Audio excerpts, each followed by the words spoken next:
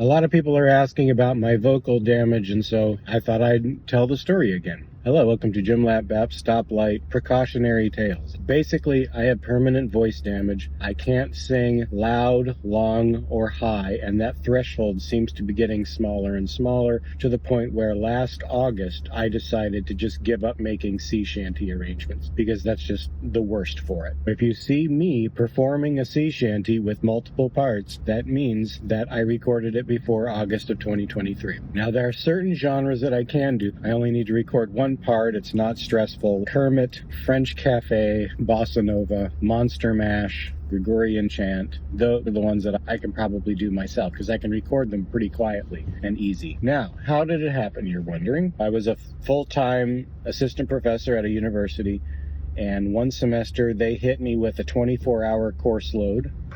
The normal load for a university professor is about 12 hours a semester. And the reason they do that is because there's a lot of extra stuff you're supposed to do outside of class. Meet with students, be in meetings, form committees, develop curriculum, do research. They had me at double the load. And these courses were actually very heavy on my speaking, especially at the beginning. This was the first time I was teaching all of these courses.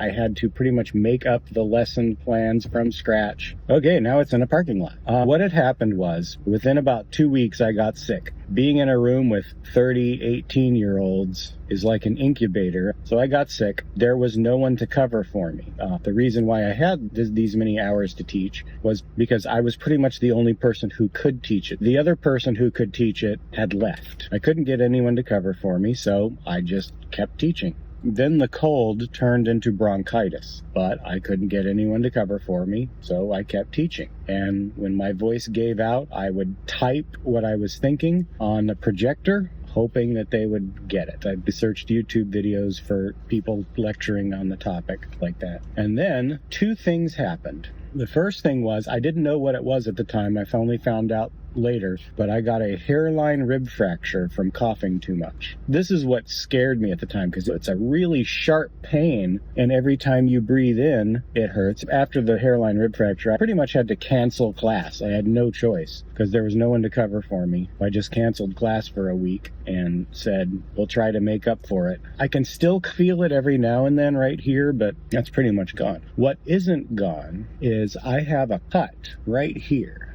If I ever get a sore throat, this is where it hurts first. If I ever have a tickle in my throat, it's right there. If I ever speak loud, long, or gruff, that's the part that gets aggravated. It usually causes me to cough almost uncontrollably.